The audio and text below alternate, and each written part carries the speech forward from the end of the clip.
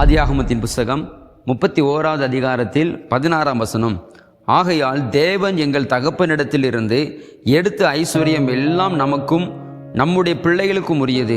இப்படி இருக்க தேவன் உமக்கு சொன்னபடி எல்லாம் செய்யும் என்றார்கள். அன்பு தேவ ஜனங்களே, நம்முடைய ஆண்டவராகிய இயேசு கிறிஸ்து இல்லாத ஆசீர்வாதங்கள் எதுவுமே இல்லை. ஏனென்று சொன்னால் வானத்தையும் பூமியும் உண்டாக்கினவர் அவர்தான், சர்வ சிருஷ்டிகள் படைத்தவர் அவர்தான், அதை ஆளுகை செய்கிற தேவனும் அவர்தான்.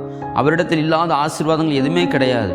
அதனால் என் வாழ்க்கையில் இன்னும் ஆண்டவர் நான் அப்படி இருக்கிறேன், இன்னும் ஒரு ஏழ்மையின் பாதையில், இன்னும் ஒரு தரித்திரத்தின் பாதையில், இன்னும் ஒரு வறுமை கோட்டிற்கு கீழே என் வாழ்க்கை ஏன் ஆண்டவர் இருக்குது அப்படின்னு சொல்லி நம்முடைய வாழ்க்கையில் ஒரு கேள்வி என்ன பண்ணலாம் இருக்கலாம். காரணம் என்ன தெரியுமா?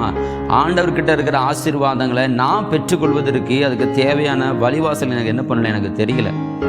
ஆண்டவர்கிட்ட அநேக ஆசீர்வாதங்கள் இருக்குது, ஆனால் அந்த ஆசீர்வாதங்கள் எப்படி நான் வாங்கணும்னு எனக்கு என்ன பண்ணலை தெரியல. அதனால தான் நம்ம இன்னும் என்ன பண்ணுறோம், ஒரு சில காரியத்தை நிமித்தமாக நம்ம வறுமை கோட்டிற்கு கீழே இருக்கிறோம், ஏழ்மை நம்ம என்ன பண்ணுறோம், நம்ம சந்திக்கிறோம், தரித்திரத்தை நம்மளோட வாழ்க்கை என்ன பண்ணுகிறோம் சந்திக்கிறோம். இந்த நாளிலும் ஒரு முடிவு எடுங்க. ஆண்டவரே, தேவன் எனக்கு கொடுத்துருக்கிற ஆசீர்வாதத்தை நான் பெற்றுக்கொள்ள அதை சுதந்திரிப்பதற்கு எனக்கு உதவி செய்யுங்க ஆண்டவரே.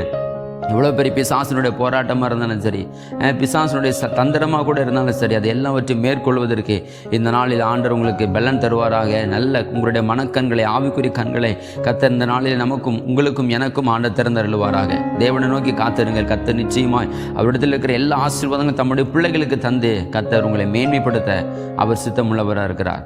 தேவனை நோக்கி காத்திருங்கள். கர்த்தர் நிச்சயமாய் உங்களை உயர்த்துவார். God bless you. Have a nice day.